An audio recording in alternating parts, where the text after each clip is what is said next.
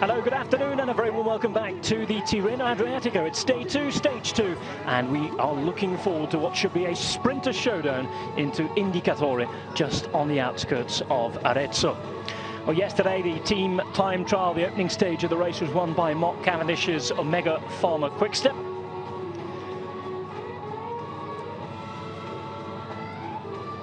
Coming in ahead of challengers from the likes of Movistar and Orica Green Edge.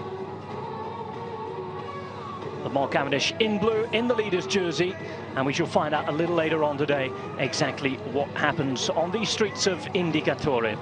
Well, we've had showdowns here in the last few years, the likes of Farrar winning Cavendish in the rainbow stripes of the world champion 12 months ago.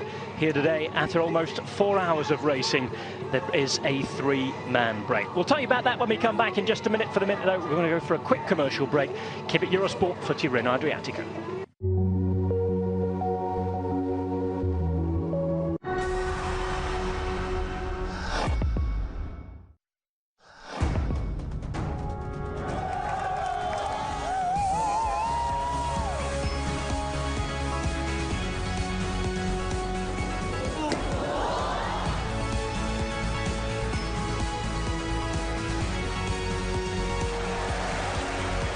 What a picture that is.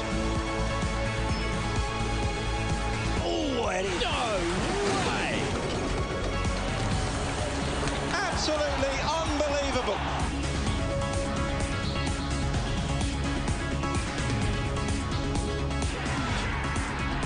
Oh, that's big, that's very big.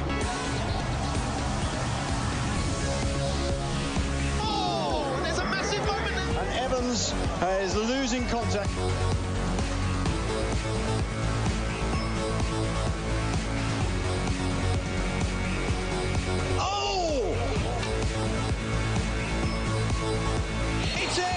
Zambia are champions of Africa.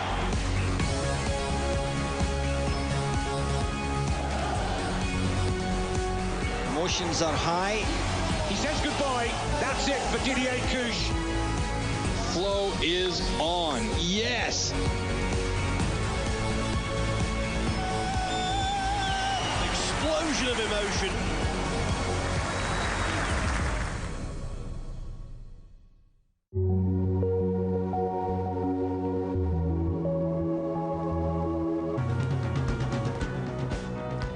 Tirreno Adriatico, the race of the two seas into Indicatore, and a place with so much cycling history. It's a beautiful area of Tuscany, just outside of Arezzo. Some huge champions still living in around the area, no least Mark Cavendish, Daniele Benatti, two of the guys will be fighting it out for the win on the roads today. We'll have a circuit of 5 times around Arezzo and Indicatore. This is the map today, 232 kilometers from San Vincenzo on the course where we started yesterday, inside to Indicatore. 2 GPMs on the way for the first King of the Mountains points at Massa Marittima and Cant Montebello. So it's an overcast day. It has been raining out on the course again. At the moment, not as bad as it was 24 hours ago on that awfully disrupted team time trial with the stormy weather. And after the first short climbs and not too taxing climbs are out the way, it's a little lumpy and bumpy but fairly flat, and anything other than a bunch sprint is not really a possibility today. Well, plenty of people on the road. The good news is it is not raining at the finish line. It has been, as I say, out on the course. Rain stroke nasty clouds, 13 degrees C. A little warmer than it is up in Paris-Nice at the moment. And very short winds of 9 kilometers per hour. It's such a quiet place, Indicatore. But this is where we started out this morning. And of course, in the morning, it was a little sunnier than we expected. 10:34 a.m. Already missing one rider, which we'll tell you about a little later on. A rather embarrassing non-stop for Sylvain Georges, Agi Dosert rider, out of time in the team time trial. So that meant just over 160 riders began at 10:34 a.m. San Vincenzo is the start town in Tuscany, where we started just 12 months ago as well. And at the sign-in, all the big stars, the big attractions, as is habitual on these nice Italian followed races. Bodo Bellisol today hoping to get their man, the Hulk, in charge and up against Mark Cavendish.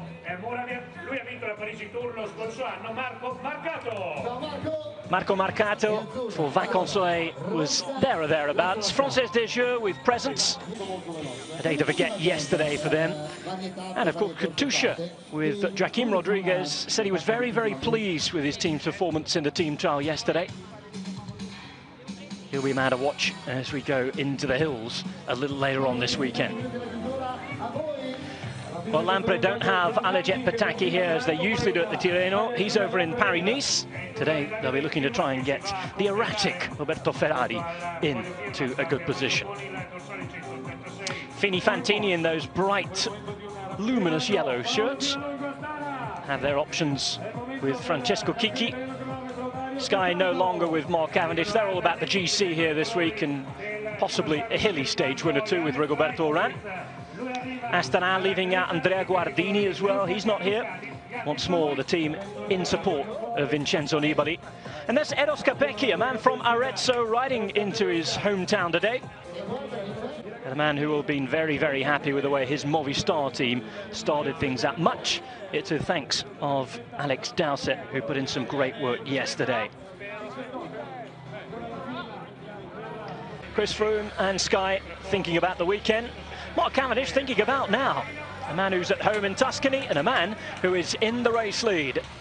The fifth time, believe it or not, that Mark Cavendish has been involved in a team time trial winning team in his career so far. A wonderful achievement.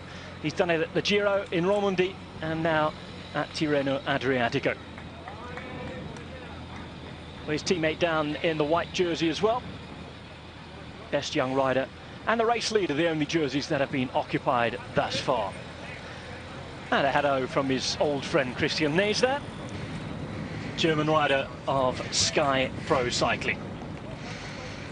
So it's a fairly leisurely start, as you could expect, with a long, long day in the sun. This will be the furthest distance that any of these guys have ridden competitively so far this season. All good training for Milan-San Remo, almost 300 kilometers, remember, of monument racing in just over a week's time. It's exactly what the riders will want looking towards that race, but perhaps when they got out of their beds this morning, not the ideal bit of racing they were looking forward to. There's Stefano Alocchio, the former rider now in charge of things in the Commissaire's car for Rai, about to give the flag off this morning. And as you can see, the weather was very erratic. We had rain for 20 minutes and then it went nasty again. At the moment, it looks as though things are okay out on the course. So there went the flag, and the true racing began. As you'd expect, it will be a lot of the pro-continental teams trying to get their jerseys on show today. And we would soon have a three-man breakaway. Talking of pro-continental teams, Team Net at Andura were up in the break, alongside Euskaltel Euskadi and Vini Fantini. First King of the Mountain on the way was won by the Euskaltel rider. No surprise there, really, with Bravo coming across first, just ahead of Cesare Benedetti. Kevin Holzmans was the other rider in the breakaway. Second mountain sprint, the second opportunity and final one today to get points on the board for the King of the Mountains. Sprint started off nice and early by Kevin Holzmans. Not the steepest of gradients here, hence the fairly fast sprint going uphill. Bravo doing his best to overtake Holzmans, who was then to give up. And the fight for the jersey would be between the NetApp man from Italy, who did take the point second time up, and of course Garcoit's Gary Bravo. So they shared a win and a second place each, and by the ruling at the moment it looks as though it will be Bravo the man to go into the King of the Mountains jersey. Live images then. 232 kilometers on the way to Indicatore.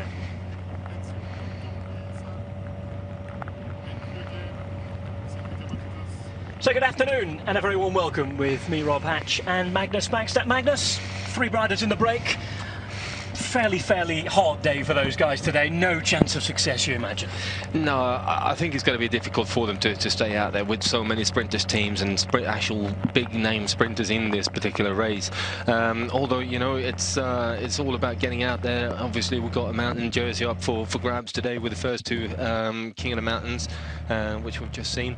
And also, you know, we are talking classics coming up in not too distant the future. So getting a day in the breakaway like this is certainly going to help your legs getting prepared for the longer distances that we do see in the classics. And today, 232 kilometers, it's a big day.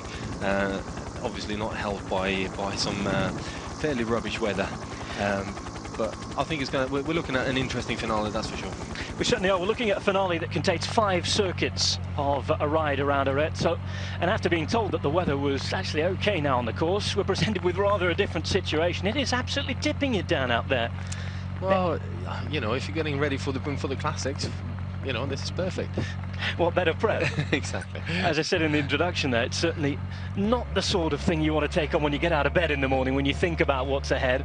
But once you're out there, once you've done the work, you get the confidence and perhaps even a win for the likes of Cavendish or Greipel. By the way, we're going to see chapter 1 of the season of the big duel today, more of which we'll talk as the afternoon goes on.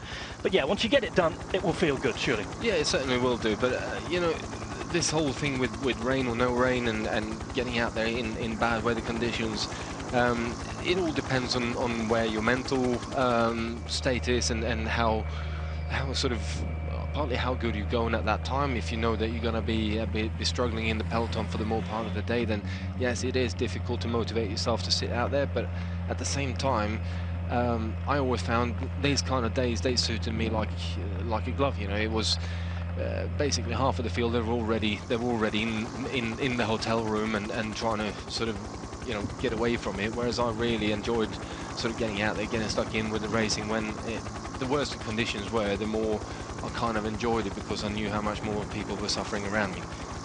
Well, it's fairly flat now all the way in. Gap at the minute is 4 minutes and 5 seconds. I can tell you they had as much as 9 and a bit minutes, the 3 men in front. Typical sort of gap on a long day like this. Remember, they've ridden over 150 kilometers now, with 95 k's to go. The gap was still at 8 minutes 30, so it's come down quite a lot in the last 20 k's or so. Yeah, you know, it depends a lot on the terrain and the wind and what goes on. So, you know, most of the time we try and leave them out there. You're looking at your usual kind of minute to minute and a half per 10 kilometer that the peloton can bring back. But if for some reason the roads are getting sort of larger and narrower all the time, and you know, there's a bit of pushing and shoving to keep position to stay out of trouble, because obviously the wetter it is on the roads, the more dangerous it becomes. So you want to stay near the front, and that kind of drives on the pace in the peloton without you really wanting it to, which means also all of a sudden you find yourself just on the heels of the breakaway group, and at that point you're trying to shut it back down again to sort of let these guys gain some more time. It's just, yeah, got quite a difficult sort of puzzle to sort of shuffle around. Well, there's so many big sprint trains to talk about today. Certainly a lot of possibilities for the win. We can go through some of the names right now, apart from the two obvious. Of course, we've got Cavendish versus Greipel, which is the most likely duel we're going to be seeing. That is, of course, Omega Pharma Quickstep, who are in the lead in the race and in the blue jersey, as far as Mark Cavendish is concerned. And Lotto Belisol, who had a half-decent TTT yesterday, but they're, of course, all about these next 2 stages. Their team centred around and motored around Andre Greipel, Hulk Gorilla, however you want to nickname him. He's a man who's been going great so far, but also Mark Cavendish today in an interview in the Italian press saying that he feels better than ever at this time of year. He's raced more days than ever. He's around 20 days under his belt already. He has 6 wins to his name. And of course, there's a big milestone maybe coming up. He now has 97 wins, Mark Cavendish. If he were to win today and tomorrow, which, okay, it's a slightly more difficult sprint stage, but not beyond the realms of possibility that Cav will take the win. That would take him to 99 wins. And guess what his next objective would be?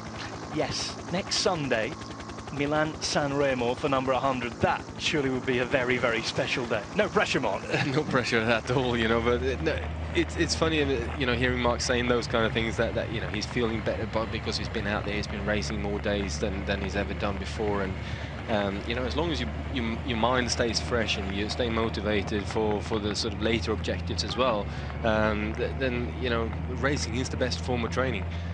You always find that as long as you recover well, then you just gain that little bit of extra speed and confidence, fitness, and the way he's been winning in the early part of the season, you know, he's in a great place. So I think we're looking at a Mark Cavendish who could potentially do something very, very good on Milan-San Remo.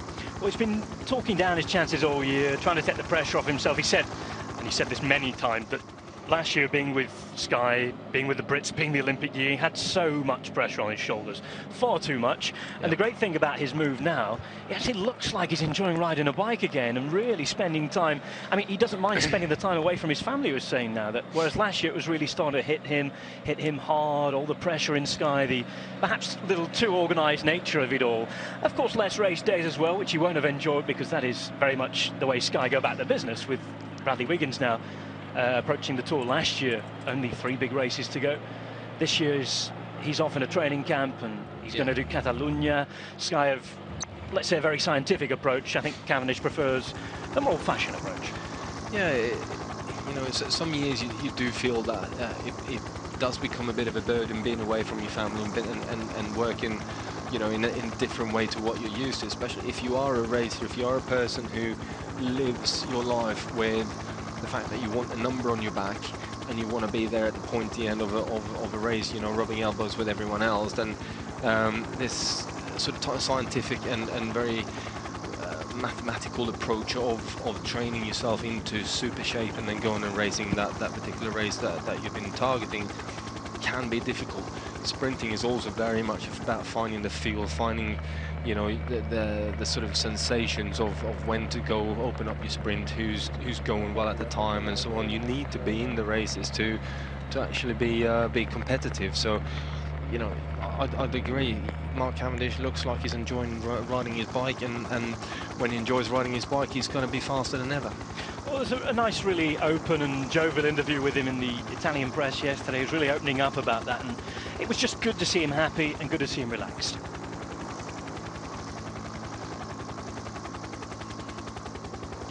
So 71.3 kilometres to go, just over 20 kilometres before we arrive at Indicatore for the second time. That's when the intermediate sprint will occur. We'll have the first passage in around 10 kilometres time, so not far away from the Arezzo area now.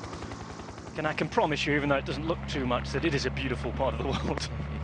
Of course, rain pelting down anywhere doesn't necessarily make it look too nice. Certainly the Basque rider will be at home today. Very much the style of weather at this time of year in the Basque Country, in Euskadi. Bravo with the virtual climber's green jersey on his back at the moment. Of course, just got to finish in the same time as Cesare Benedetti, the NetApp rider, to make sure that that happens. All about these teams trying to get hold of a jersey today, trying to show off their sponsors. And this is what we're doing. It was the first climb up very, very early on, just after 40-odd kilometres today. Second came after around 80 Ks. Then it was lunchtime, and the intermediate sprints and the big final sprint is going to be what it's all about today. Well, for Mark Cavendish, he has a lead of 11 seconds. Of course, any placing with the time bonuses on offer in the sprint today will surely keep him in blue for tomorrow. Reminder of the time bonus is 10 seconds for finishing first at the end of the stage, 6 for second, 4th, third, and then it's 3, 2 and 1 for the 2 intermediate sprints before that. So there's a chance to build up a fairly decent buffer. Yeah, it certainly is. And looking on the results from yesterday, the closest person to him with any sort of possibility really of gaining a bonus seconds would be Thor Hushovd, who's on 16 seconds. And the next one down is Peter Sagan, who's on 19 seconds in general classification. So Mark has a little bit of a lead and should be capable of adding to that as well. Well, let's have a chat about Lotto, just waving the camera away. They're of course riding for Andre Greipel today, a sprinter that does have so many fans as well in different parts of the world. he's a man that deserves that sort of fandom because he's a great racer, he's a good guy, and a guy that always puts on a show. How do you rate his chances coming into this today? Because he's been in decent form himself, remember? No, he's done really well in the beginning of the year down in Australia, and you know, he does seem to start the season very well every year. He's certainly up there. He's certainly one of the riders who should be capable of winning a stage here. You know, he's got a good team with him as well for making sure that he gets to the finish in the right way. So I think we're in for some exciting sprinting, and it could be a little bit of a messy type of sprint as well, because all these teams are coming in with some serious horsepower to actually deliver their sprinter, and that can also be a bit of a sort of worrying moment with you know, 2-3 teams challenging each other. It's not really gelling just yet. Everyone is kind of bumping and rubbing shoulders with each other, and the first sort of proper clash of sprinters always seems to be quite messy. It certainly is. I was going to ask you about that, actually.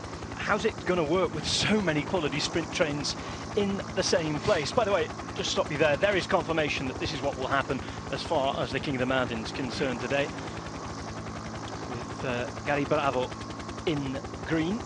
But yeah, I mean, we're going to go along and talk about each of the possible victorious riders today. We've got Cav and Hulk as the big two favourites. No gripes about that whatsoever.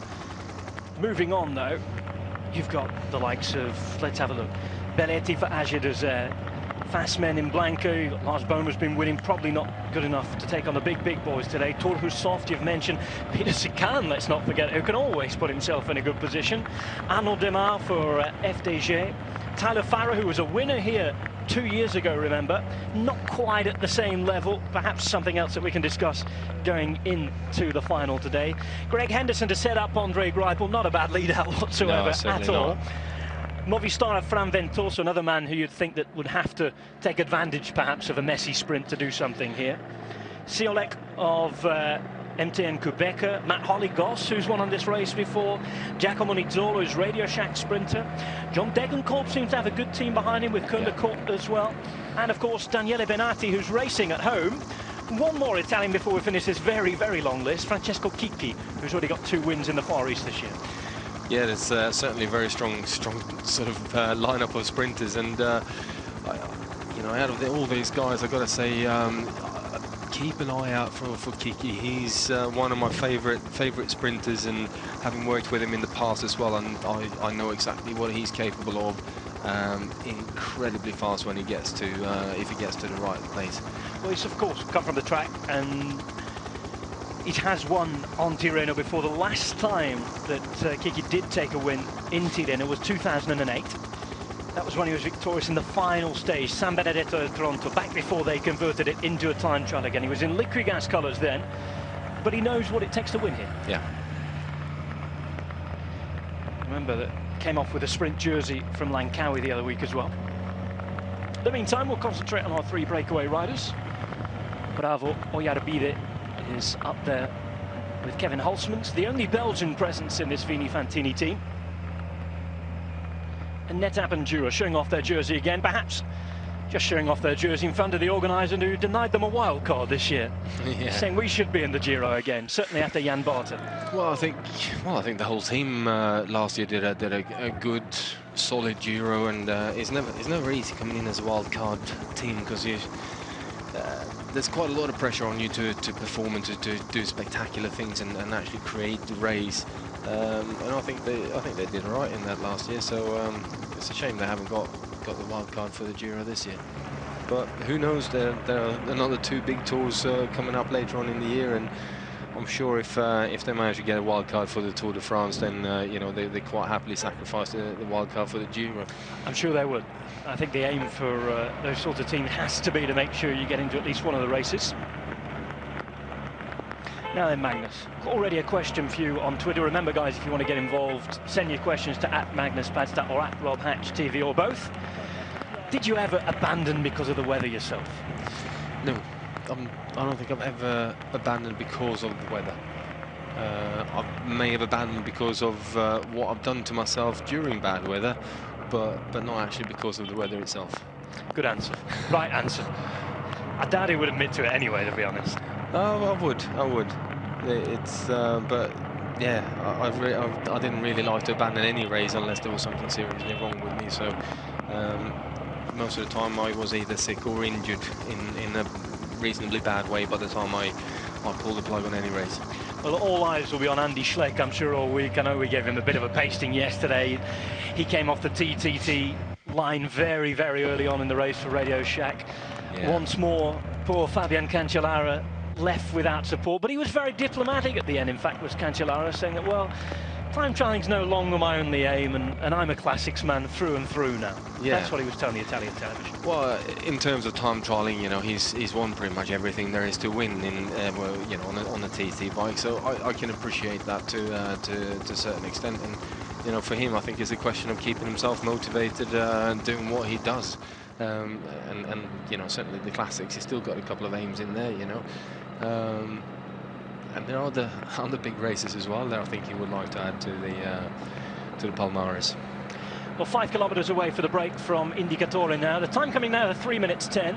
Omega Pharma Quick-Step controlling on the front, but as Magnus has already mentioned, there are plenty of teams who'll be looking to not only get their guys up in the sprint, but also keep the many GC guys out of trouble today. It's wet, it's horrible, it's nasty. We went through all the big contenders yesterday in the team time trial. They'll all be looking to stay out of trouble.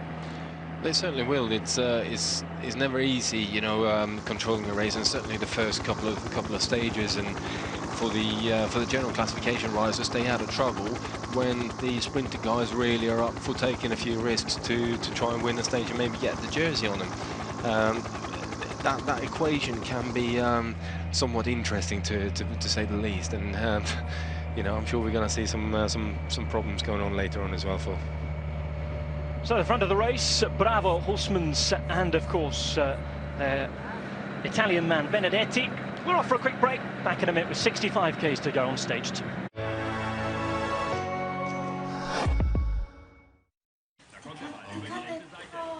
Dikkat et oğlum.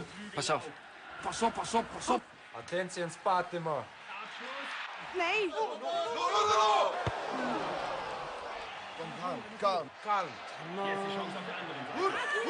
Schiet, shoot, doe maar. Kom op.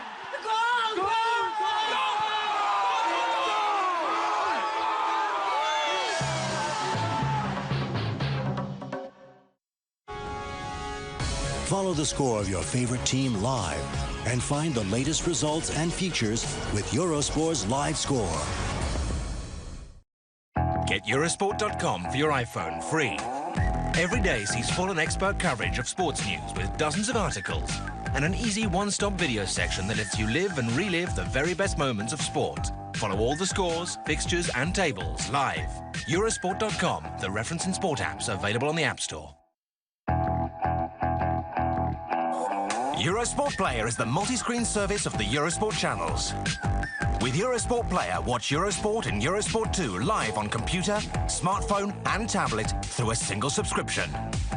Watch your favorite events through the catch-up service. Also enjoy exclusive content through the bonus channels. Watch up to 7 tennis courts simultaneously and follow your favorite players. Eurosport Player. All sports, all emotions.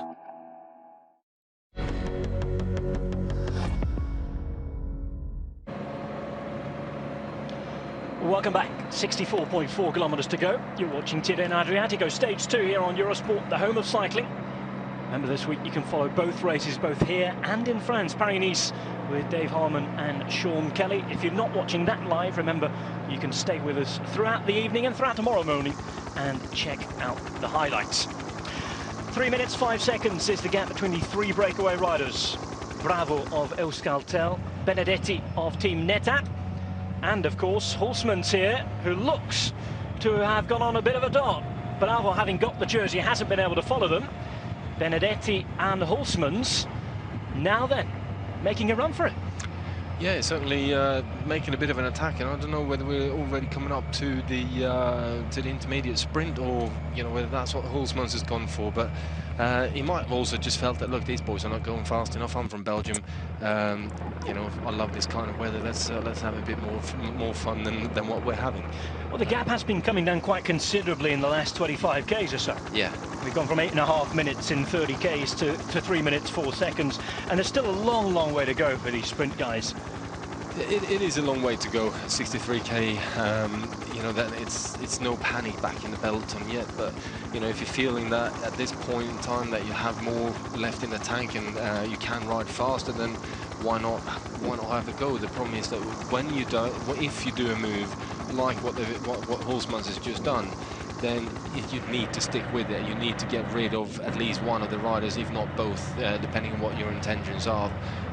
If you make that attack and both riders stay with you, then you have the problem of actually trying to get that whole group of riders to just sort of start working together with each other again. And most of the time you slow down even more because someone's going, oh, he attacked me now, and what's going to happen in 20 Ks, and I'm going to be feeling worse. Is that actually going to, am I going to get dropped then? So. But it looks like Hulsmans is quite sort of committed to the course here, and he wants to go for a proper bike ride. Well, he's riding for an Italian team, of course. In conversation, no doubt, in the local language, Cesare Benedetti. Riders now approaching the first passage through the finish line in Indicatore. There'll be 5 laps around. The first is a little longer, and then we go to a circuit of 6.4 kilometers for the last 4. There'll be 2 intermediate sprints, the second and fourth passage around. And then, of course, by the time we get here for the 6th time, it will be the sprint finish itself. Again, if you're trying to put a picture in your mind, it's just a couple of streets, Indicatore, just a few houses, 1 or 2 bars, nothing else. It's very much on the outskirts of Arezzo as the first passage across the line.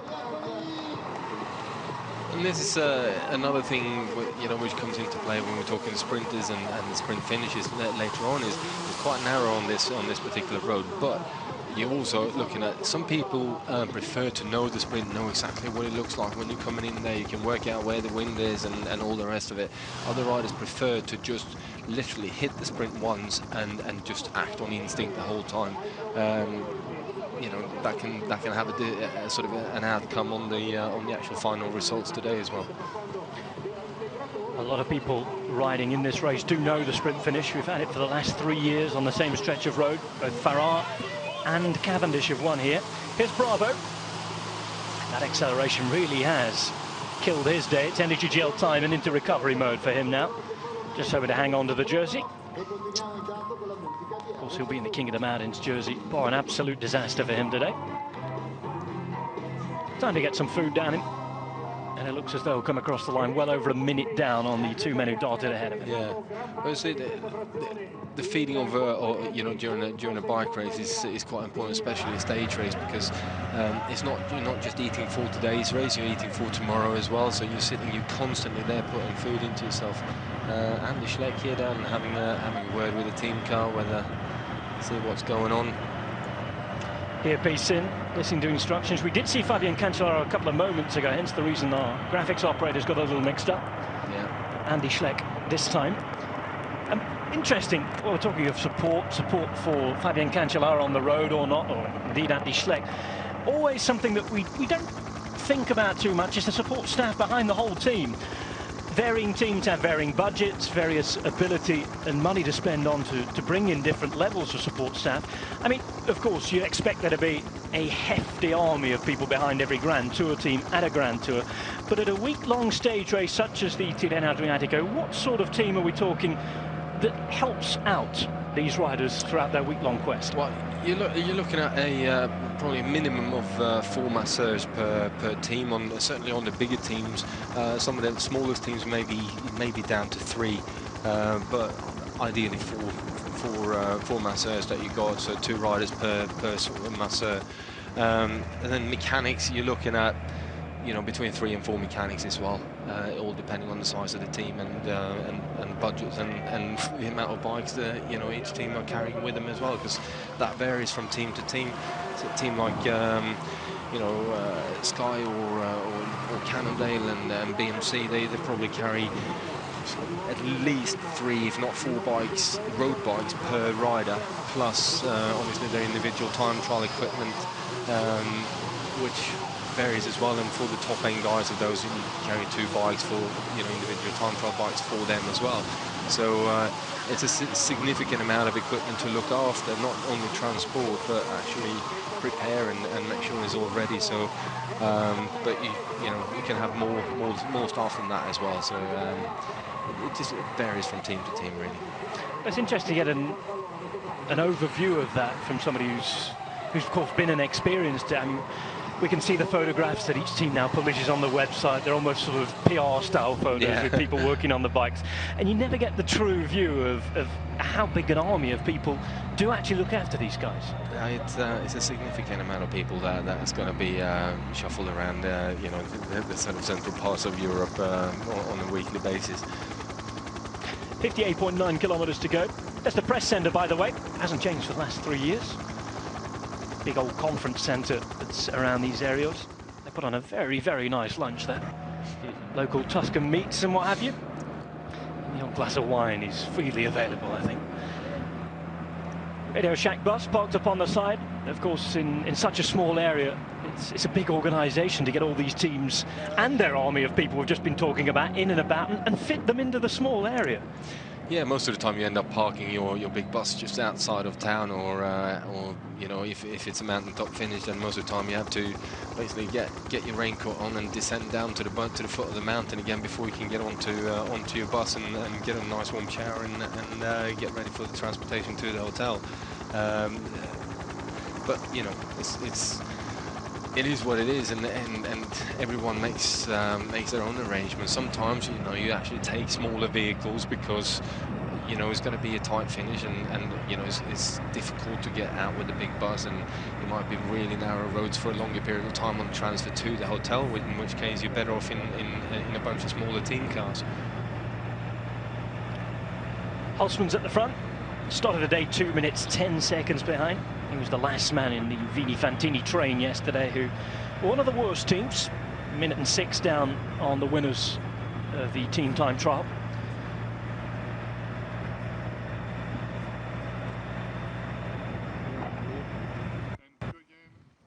Well, Netap's effort was 39 seconds down, but Cesare Benedetti was one of the 2 men to finish at the back alongside Zachary Dempster. 1 minute and 54 down on the leaders. Once again, superb performance by a Megaformer Quick-Step. Great in the team time trial. Mark Cavendish has actually won more of those than Tony Martin now.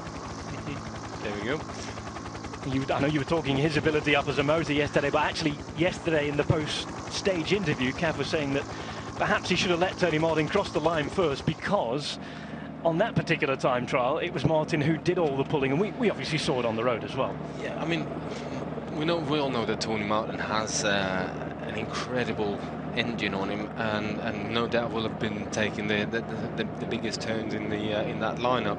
But you know, a team time trial it's about a minimum of 5 riders crossing the line at the same time in the fastest way possible. And I know Mark Cavendish is very, very handy in a team time trial. You look at every team time trial that he's done, he's always been there with the last couple of guys into the finish, and that's saying something as well, because he's certainly not a passenger being towed into the finish. You know, he's taken his turn and taking the mats on pace. So you know, he's very capable. We've got a bit of a crash there. Oh dear! Oh, and it's one of the Lotto riders down as well. Well, interested to see if it's one of the men that Andre Greip will be wanting to use. Well, that doesn't look good at all. Oh, it always hurts when you come down on the straight bit of road. The best place to crash is actually in the corner when your wheels disappear underneath you, because you just kind of slide, and especially when it's wet, you don't really do too much damage to yourself. Well, it's Olivier Kaizen who's gone down. Of course, Greg Henderson and Adam Hansen were the men. I'm sure that Andre Greipel definitely doesn't want to lose, but Olivier Kaizen is a good domestic, it's a good workhorse. Well, every rider that you lose from a team, you know, it just makes it a little bit more difficult coming out onto the coming into the finish, you need the guys there in numbers to be able to keep the pace high enough to take charge of the sort of lead out drag race, if you will.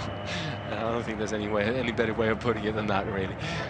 Well, it was nicely avoided by just about everybody else. Difficult to see when he's right in the other front as well, Kaisen. So that could have caused pandemonium in the bunch, really. A little bit innocuous. It just looked like his front wheel disappeared underneath him, which is funny on a straight bit of road like that. But also you can see straight away, as soon as the crash had been, the guys on the front just sort of backed off, and we're not really in a position where we need to push things too hard yet. Let's wait for these guys, because he was obviously helping out in taking turns, and let him get back in there before we start motoring again. Well, they're the sort of things that we want to happen now rather than in 45 kilometres time. Well, certainly. It really would be chaos then, with the last couple of circuits in and around Indicatore. And remember, when we get to the 49 kilometre to go mark, we've already got the first intermediate sprint, so there's bonus seconds on offer, there's a jersey on offer, and people start to take this a little more serious. Yeah, another thing that you need to take into equation today with with the time gap that's been left to the guys out the front is that we obviously got the circuits, and the peloton needs to be on sort of short enough time gap when they get into the circuits, so that they don't actually have to try and bring back a lap on the guys out in the breakaway, because that would be near on impossible. You know, the riders would be able to sort of then get into the slipstream in the peloton, and it just wouldn't work. So they definitely need to make sure that they've got a short enough time gap, that they are on the same lap as Kevin Hulsmann and Benedetti when they come into the finish. Oh, we said Benedetti. Oh, there he is. I was just waiting for him to appear in the shot then. I thought that Kevin Hulsmann's had gone on another little dart. Now, one question coming in on Twitter is saying, why aren't all the team raincoats all the same colours as their jerseys? Some of them, it depends on the material that you make the raincoat in. Some of them you can't actually print in the way that you get the team's logos on there, etc. It would ruin the material and actually ruin the way that the raincoat works. Others, you know, obviously you want the you want the raincoat to stand out a bit, because it's a specific type of raincoat that you know, obviously they want the consumer to see and to buy. Most notably, I think, is the Garmin Sharp. You know, the raincoats that they use, which is, you know, probably one of the nicest ones to wear out there. I noticed that Omega Pharma Quickstep's quite different as well, just gone for a complete black look as opposed to their light jerseys. As we get the average speed, by the way, over 38 kilometres per hour. So to say it's been a pretty horrible day, they've done all right. Yeah, they have done okay. It's certainly not completely flat on this particular part of the the course. It's always a little bit up and down, and always it's reasonably open still, even though you know, it's not the flatlands of Holland exactly. It's certainly not around here.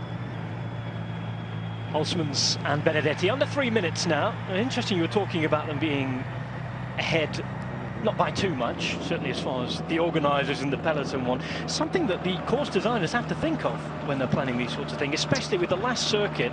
It's only 6.4 kilometres long, so they'll be crossing their fingers that there's some sort of a concertina effect as far as the gap is concerned here. Yeah, but that also comes into the you know, the responsibility of the teams out there, the way they work together, and as you see most of the time, well, cycling is a bit funny like that, isn't it? Because you've got to work with your opponents basically to reach a mutual sort of goal before you can start just looking after your own team and setting up your own team for the win. So that's why you see all these teams putting one or two guys on the front here, riding tempo now to try and bring Hulsmann and Benedetti back into sort of a reasonable distance. I think that it's quite a unique part of the sport. It certainly is. That makes it a unique sport. The very fact that you have to be a little diplomatic, if you will, in treating and conversing with your enemies. Yeah, you do. You know, you've got certain riders who really are the negotiators of your team. You know, depending on how many languages you speak and how big a name, stroke how much charisma you carry with you. You know, if you're a little bit more of a senior rider who's been around a few teams, you've got mates here, there, and everywhere, then you're the kind of guy who walks around or rides around and talks to people, say, look, you know, we'll put 2 guys in, you put 2 guys in, we get this train going. Once we've got it started, I'll go and have a couple of words with a few other guys that got sprinters as well, who want, you know, might want to come in and help us out to get to the finish. Thinking of a David Miller type. David Miller type, definitely, he would be one of them. But looking at and also this gets thrown a little bit because of the way that Mark Cavendish sprints.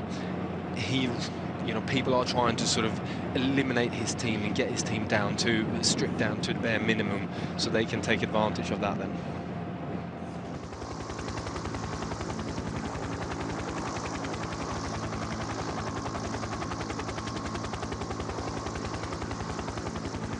Well, Sky riding close to the front at the moment. No real big sprint possibilities for them today. Surely just about keeping their men to try and affect the race. Froome and Uran out of danger today. Uran for the hilly stages later on this week, without doubt. And Froome as their GC contender. Cannondale have Peter Sagan, Moreno Moser. Sagan is their man for the day, without doubt. And they had a perhaps surprising TTT yesterday. Sagan's just behind the car, drying off his handlebars, making sure that he's all okay and ready to sprint. Yeah, it might be that he, you know, opened up a gel or something like that, and he got squashed, and some of it ended up on his handlebars. It's never a nice feeling when, you know, when that dries up a little bit, it gets incredibly sticky on the handlebars, and you kind of lose the feel for things a little bit. Certainly in the finish, as we saw today, I know you said it was very narrow, and again, it's something to perhaps think about with a little trepidation, in the fact that we've got so many big teams here trying to set their men up, so many sprint trains. There's going to be a lot of bodies wanting to get safely to the finish. It is, on the World Tour certainly, one of the narrowest sprint finishes on a nailed-on sprint finish stage that I've seen. Yeah, I mean, it all depends as well on how hard it is coming into the finish. Some you know, really wide, stretched out sort of borderline motorways that we finish on can be more dangerous than a really tight, technical and narrow finish, because of the way that the wind lies. If it's a straight headwind, then it's most of the time more dangerous, or if it's a straight tailwind, it's more dangerous as well, because the group becomes more compact and it's easier to stay to try and get yourself to the front, and the more riders overtaking and try and getting themselves up there. Whereas if it's a little bit of a crosswind, it generally lines everything out, and you don't have any worries. So and also that, you know, as long the corners that you have, as long as the corners aren't too technical and too difficult, you know, just the accelerations that you get out of a corner lines out the peloton as well, and that, you know, as long as there's a steady stream of corners coming, then that tends to sort of stretch out the group, and it's most of the time safer as well, unless someone then decides to go a little bit too quick around a corner. You can't legislate for that. Benedetti and Hulsmans 2 minutes 24 seconds ahead on their way back into Indicatore, and we're very close to the first intermediate sprint. Of course, that is going to be mopped up by these two guys now, with 1 kilometre to go until that happens. So this is the last kilometre. Take a good look at this. This is how the end of the race will play out. Fast, very fast in run to the finish as well, and that final corner is slightly off camber. It's also a slightly downhill sprint as well. Yeah, it's one of them where, depending on the wind direction, you could be looking at sort of closer to 45-50 mile an hour sprints. Certainly going to be fast and furious, which will suit the two main protagonists on paper anyway, Cavendish and Greipel. Gap coming down fairly furiously as well now, 2 minutes 13. Benedetti and Hulsmans thinking of trying to mop up points for the points jersey, at least get themselves on the leaderboard, of course. Bonus seconds as well, 3, 2 and 1. So just 1 second to be messed and mopped up, I should say, rather, by the chasing peloton. Bravo, remember, still in the mix somewhere. I imagine that he could well have been mopped up now by the rest of the peloton out the side of our cameras. There's the little turn where the team cars are going to go off. And as you can see, despite the inclement weather, great to see so many people on the side of the roads again. This is cycling country around here. Team cars go past, and in around 2 minutes' time, it'll be the turn of this lot. The last shot we had of them, in fact, was quite interesting in that most of the teams at the front were the GC teams, just looking after their leaders. Saxo were up there, but it's starting to change now as we get towards the finish line. Lotto, Française des Jeux looking at Arnaud Demar, outsider for this one. And of course Garmin have Tyler Farrar. I mentioned Tyler Farrar before, you were shaking your head. I think I know why. What has happened to his sprint? It's difficult to say what's happened to his sprint. It looks like he's lost his ways a little bit. I know that he's also, you know, he's working incredibly hard to get himself to be a contender for the classics, and maybe that's what's taken the edge of it a little bit. But it just seems like he's just lost that little, you know, that final little edge. And I have no doubt that if he gets one right and he actually gets himself a good sprint win against some of the top contenders, then, you know, he'll bounce straight back and be a major threat again. But it always seems like he's overthinking the sprint that he does. His team delivers him in a good way to the finish, and you know, he hesitates or he goes way too early, or, you know, it's like we spoke about earlier. It's finding that timing, that feeling for when is the right moment to go and how much you got left compared to some of your mates. So sprint for that extra second. It looks as though Mark Cavendish is going to be let out to mop up that extra second. Yeah. And that's good for him in the leader's jersey. That means he has a gap of 12. That over his nearest contenders, of course, from Movistar. It'd be interesting to see the lead-up for Mark Cavendish, because the guy that Cavi's got with him there is Stegmans. He's a rather sizable fella. He's not far off my size, you know, at 6'4" and quite a unit. So you know, that could change things a little bit for Cav as well, in terms of how he feels stepping off the wheel of a big guy. You know, if you compare Stegmans to someone like Mark Renshaw, for instance, Renshaw is a much smaller, is sort of Cavendish's kind of height and build, and the slipstream is completely different coming off a guy like that and stepping into the wind. Whereas if you're coming from someone like Stegmans, who is, like we said, a bit of a unit, you find that you're sitting there and you've got no wind touching you whatsoever. As soon as you come off the wheel, it's like slamming straight into a brick wall in terms of the winds that you hit, and certainly the speed I know Stegmans is capable of producing. Well, it's interesting, in that interview yesterday with the Italian press, Mark Cavendish was talking up Stegmans and just saying that he was the man that they sacrificed very, very early on in the team time trial. He did a heck of a lot of work on the opening stretch of it, and hence he's the man that finished last, got over 2 minutes back. Talking of time differences, one man that I briefly mentioned at the beginning, and one man that I'm sure was in for a bit of a telling off last night, was Sylvain Georges of the AG2R team. Now, he finished well over 5 minutes back on the team time trial. That meant that he was out of time, and on a race as short as this, a 16.9 kilometre time trial, okay, it might not be your discipline, but you're a professional, and surely you make sure you make that time. It's not really a question of whether you can make that time. It's I don't know what's happened to him. He may have crashed, he may have done something, or had a puncture or whatever, but regardless of that, it's still possible, as long as you apply yourself and ride 100% into the finish, which you do on the team time trial stage, because they are so fast.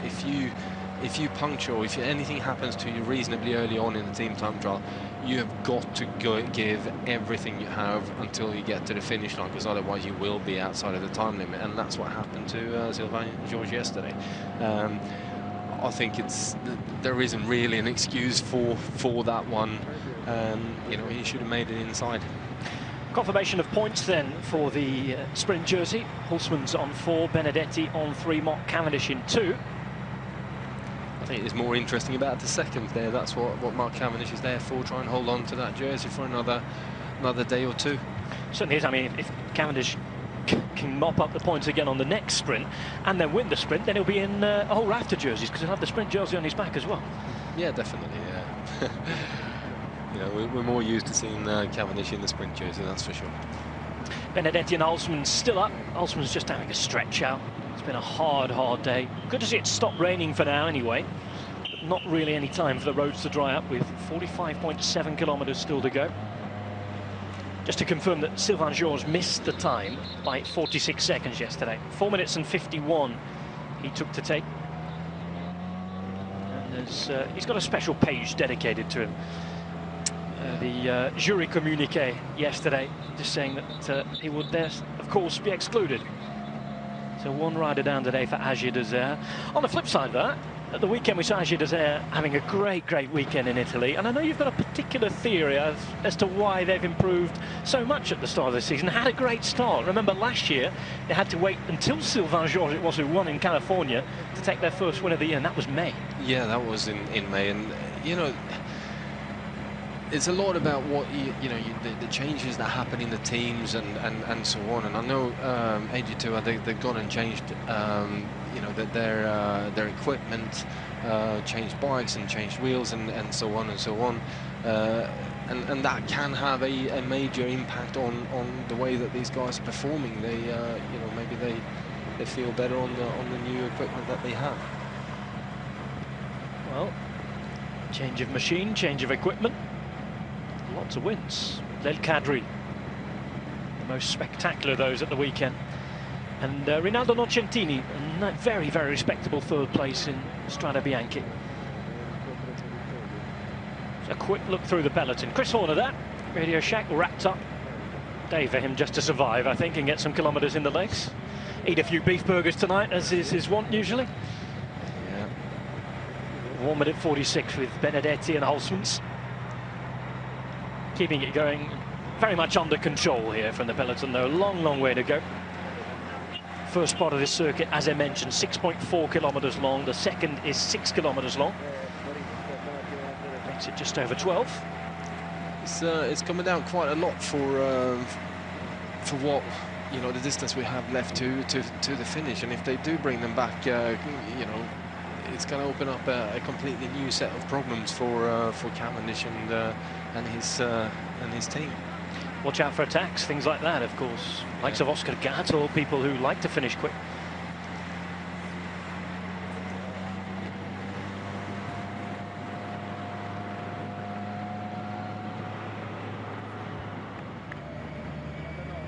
Just under 44 k's to go.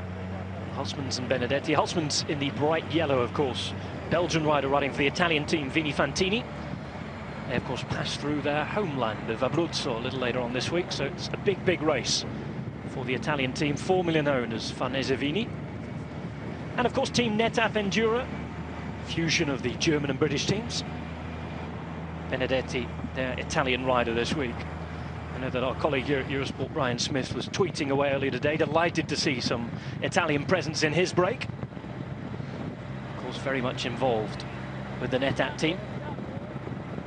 Just over a minute and a half here, and as Magnus was mentioning a moment ago, this gap does seem to be coming down a little too quickly. Yeah, it's certainly going to be a few problems if they do bring them back already now, and you can almost see there's a few riders, there's a few particular type of characters starting to bunch themselves reasonably near the front of the peloton, just waiting for that gap to be small enough to maybe springboard across to it, or it coming back completely and starting a brand new breakaway. Well, if you want some classics practice and you want some breakaway practice, then, well, now's your time, isn't it? Yeah, definitely. Even if you don't win here today, which is a nigh on impossibility, but certainly gives the sprinters teams plenty more to worry about in their quest to make sure everything's timed just nicely. So we've mentioned Farrar, Cavendish, Greipel, Matt Holly-Goss, Ferrari, sprinters on a sort of a second level here today. Who should we watch out for? You forgot one big name there. Who have I forgotten? Peter Sagan? Thor Hushovd. It's wet. And he's had form here before. He led out Farrar a couple of years ago in the World Champions jersey, controlled the finale. He knows this stage. He does know the stage, but you got to remember as well that Thor Hushovd had a horrible year last year with being sick and not really knowing what was going on, and it didn't matter what he did, he just could not find find his legs, find his form. Now he seems to be back. His legs seem to be working well again. No doubt he's going to be in a position here now where he gives it a bit of a go. Obviously, Taylor Finney is fast enough to do a sprint, but I think Thor Hushovd is going to want to play against Mark Cavendish and Andre Greipel to see where he is in comparison to what he used to be sprinting like against these guys. Well, there's the man we saw down not too long ago. Lotto rider, of course, who hit the ground. It was not good for Olivier Kaizen. One man who I didn't mention on that second rung of sprinters, and one man who we have to mention because he's racing in front of his house today, is Daniele Benati. Talked about him last year. He's racing for Saxo Tinkoff. He's got the old lead-out star of Matteo Tossato with him. Would they be worth an outside bet? Certainly worth a bet. You know, it's been frustrating to watch Benati when he was with Radio Shack. Yeah, it just never really got himself to a point where he had any kind of help. He was always there, fourth or fifth. Never really got him to, got into the mix of it properly. He's certainly fast enough. It just needs the right people to take him there. And with Matteo Tossato in the team, in the Saxo Tinkoff team, you know, I'm hoping that he's going to be up there again, because he used to be one of the best sprinters in the world. But it's maybe gone off the boil a little bit. But it could also just be that he needs the confidence. He needs someone to take him there. Well, with Aedo leaving Saxo, Benati coming in to take over, a good move for him. I think it's a very good move for him, and you know, it's interesting seeing some of the sort of more what we probably should call more traditional Italian riders actually moving outside of Italy to international teams, and someone like Benati going to a team like Saxo Tinkoff, which is very structured. They've got all the equipment available to help them, you know, perform. And they're doing all the wind tunnel testing and so on and so on and so on. I think is potentially in a position now to be the best he's ever been. Well, that's good news for him, and certainly today will be the day as far as he's concerned. I know I mentioned it 12 months ago, sitting in this exact same place, and 24 months ago as well, because it is his hometown. The other man today to watch, not for a victory, but is of course Eros Capecchi. Quick mention of him right at the start of the show if you've joined us late. He's also an Aretino, which means that he's from Arezzo, town which is famous for the international stars who have villas around it, and beautiful part of the world, as we can see this old aqueduct bridge.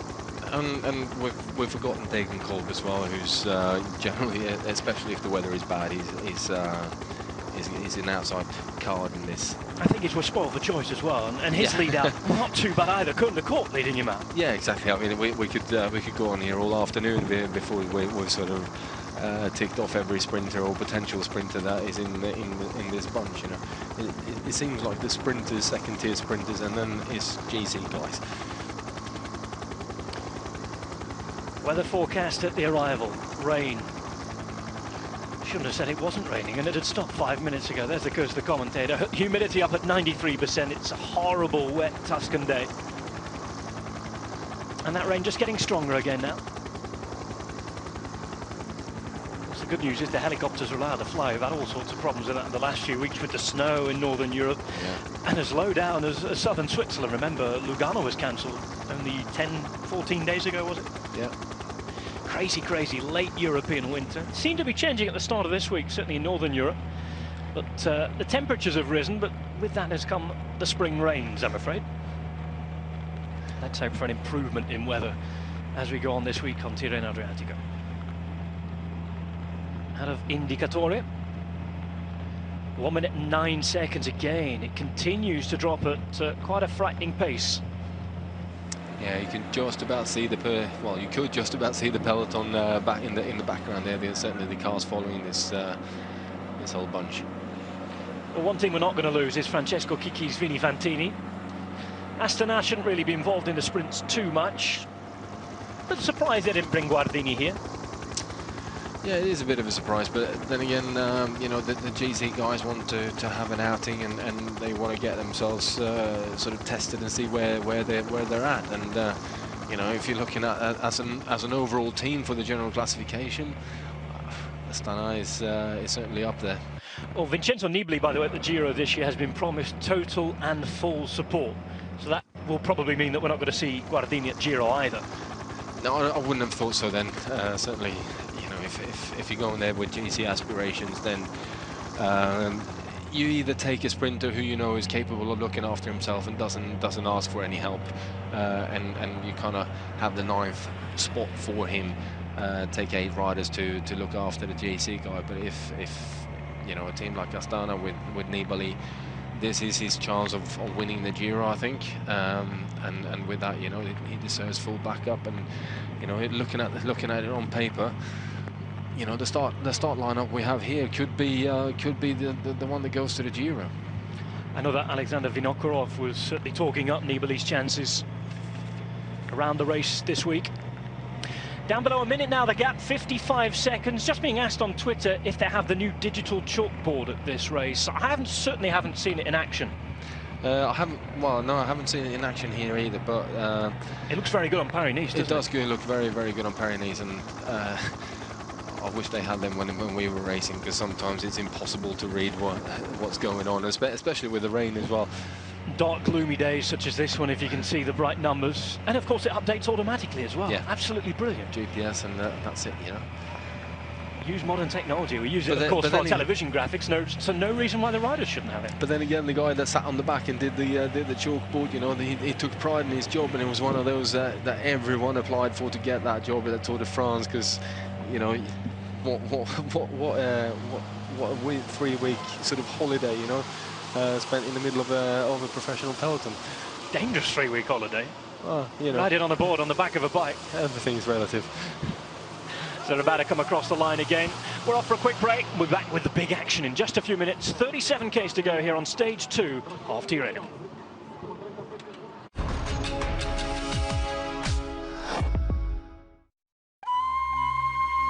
You can reach me many ways. It don't matter how and when. Simply make the time for the best time of your life. Malaysia, truly Asia. It's the place with it all. The best time of your life. Malaysia, truly Asia. Dikkat et oğlum. Pass auf. Pass auf. Attentie in spate, man. Nee. Kalm. Geht schon, du Mann! What?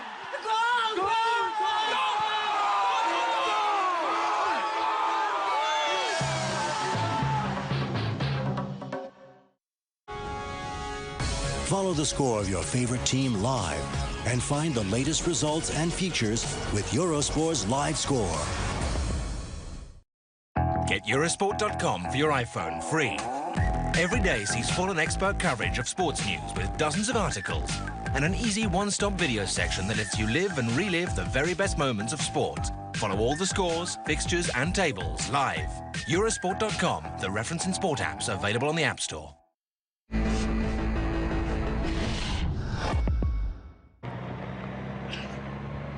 So, very warm welcome back. Dark grey clouds in the background that brought us that very, very hefty downpour we saw a minute ago. 36 Ks, Hulsmans and Benedetti still out there, but not for much longer, I'm afraid. Neutral service car is getting up very close to them behind now. Yeah, and more importantly, no team cars behind them. They usually get pulled out with when there's a minute gap in between the breakaway and the peloton. And then you come down to around about 30 seconds and the neutral car gets pulled as well. Well, the neutral car, I think, looking for the first opportunity to get in front of them there. 34 seconds. Not too much of this road furniture around. Just the odd new build and industrial estate area around Arezzo. Of course, they don't like to ruin the countryside too much with those sort of things around here. No, exactly. Looking at this, 35k to go, you know, it's an awful long way to the finish with 33 seconds up to those guys. So who are we looking at, perhaps, if this does come back very, very quickly here? Which naughty boys are we looking to try and ruin things for everybody? Well, I would say usually there's at least one La Française de Jeux rider going out there. I would expect a couple of Vacansoleil guys going on the attack as well. You never know with a guy like Fletcher if he's got legs on him and you know, he wants to show off his new colours in Vacansoleil. That could be a good one. And certainly looking at the classics, it would be something that I'd almost expect him to start sort of doing at this point in time, to just, you know, put that amount of pressure on his legs after this amount of distance. You know, we've covered almost 200 kilometers. It's round about now that the racing just about starts to happen in the classic races. You know, with looking at Flanders and Roubaix, you've got about 60k to go to the finish. Now it's getting down to crunch time. Time to test the legs, time to see where you are in your preparation. This is Indicatore at the arrival, plenty of brollies up and plenty of people on the roads. Again, the one or two bars that we talked about in restaurants have been doing an absolutely roaring show today. I suppose this is the day that they get to show off their small village to the world, and this is the big tourist day. There's a very good illustration of the slight downhill sprint finish. Again, we can see that it's very narrow. Just after, with around 300-400 meters to go, there's a slight climb onto it as well, so it's not the most simple of approaches. No, but looking at the actual size of that road, it's not that narrow. It's still a sizable road. It depends on how you're coming into it as well, and like we said, more so the wind than what the wind direction is like.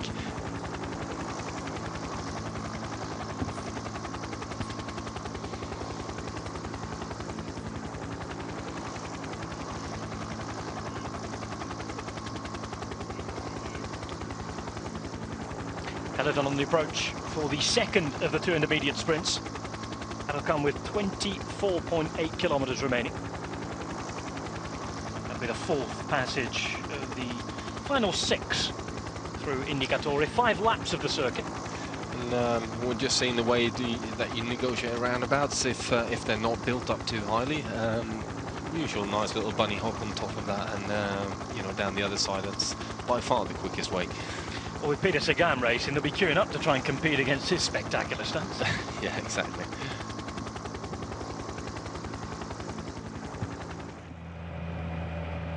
So about to be swallowed up. Not too long for these guys now. Peloton perhaps behind, just realising that it's come around a little too quickly. Thoughts and attentions will start to turn to those who might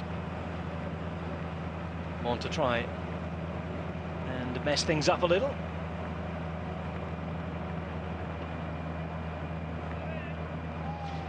Vini Fantini showing off their Italian colours. That again, as I said earlier on, trying to remind RCS Sport why they should have been in the mix for those Giro wildcards. Giro wildcards that have since had some repercussions after the Court of Arbitration for Sport ruled in favour of Katusha, an extra World Tour team. That means now 23 teams in the Giro. Yeah. And that also, according to Michele Acquaroni, the man who runs the Giro d'Italia, took over from Angelo Zomignan just over a year ago, saying it's going to cost them a couple of $100 extra just to put on the race now. Yeah, well, it definitely would do. You know, it's you're looking at getting the hotel rooms and everything for all the for that whole team, and there's a significant amount of cost being added to a race by putting another team in there. Certainly, just even things we were talking about before in these small arrival towns, finding somewhere for the extra bus to park.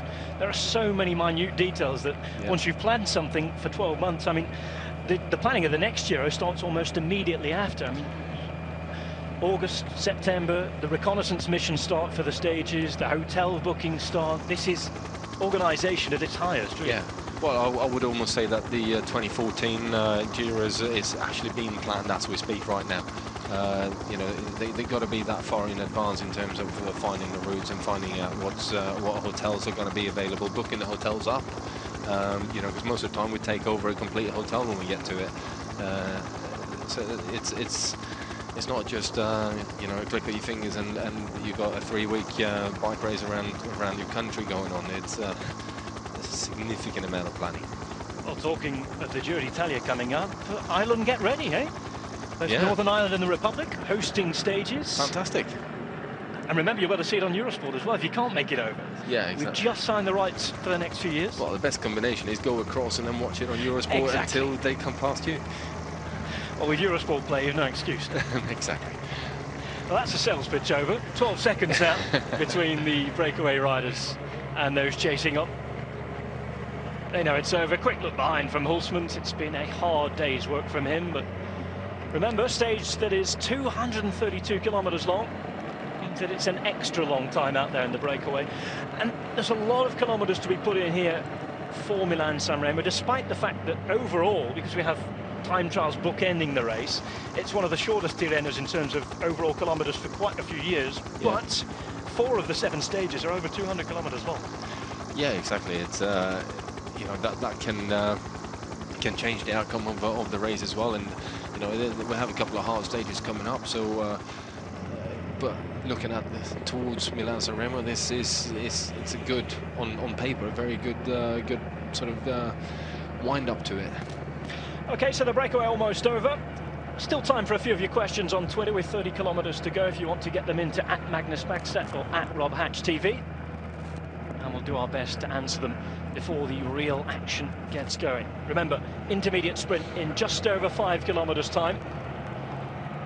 Of course, with the peloton grouping up now and points and seconds on offer, it's going to be very, very interesting to see how that's approached by the big sprint teams here. Are they going to be interested in it? It's never easy to sort of you know, make that call when you're not knowing the you know, got the feel of the peloton. It's always a possibility. BMC riders at the back. Of course, Cadel Evans is here for the overall for them. Thor Hushovd has already been mentioned. Previously a luxury lead out for Tyler Farrar here today, looking to do something himself, and he's had a relatively positive start this year after his very, very unlucky last year and a half, I think you could say. Yeah, I hope we see Thor back to his old self, because you know, seeing him miss out on the Olympics last year, I feel for him. I know what it's like to be injured or sick, and you're sitting there. There's nothing physically wrong with you as such. You can't see it. You're you know, walking around like a normal person. As soon as you get on the bike to try and do your job or do what you love doing, nothing works. And that is probably the worst position to be in as a bike rider. You know, if you're physically injured in terms of you know, you're broken a bone somewhere, or you know, there's something that bad with you, then you can see it and you can deal with it. When you don't really see it, you don't know what's going on, you're acting, you know, you're walking around normal at home, mentally that is tough to deal with. Not easy whatsoever, and certainly not easy when you look at this view up ahead now. It's grey and horrible, but there's a job to be done here. Tropical conditions. Certainly compared to Sweden at this time of the year, or even Wales, I should say. Yeah.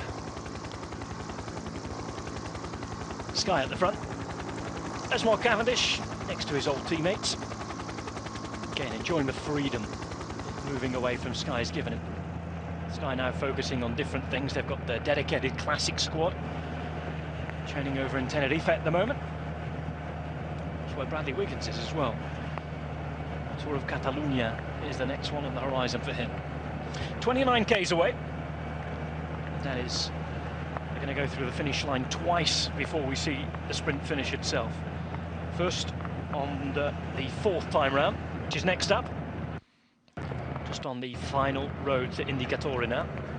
Then they'll come for the 5th time round and one final 12.4 kilometre route around the little village before the sprint finish itself. We've already seen the finish, had a good look at it.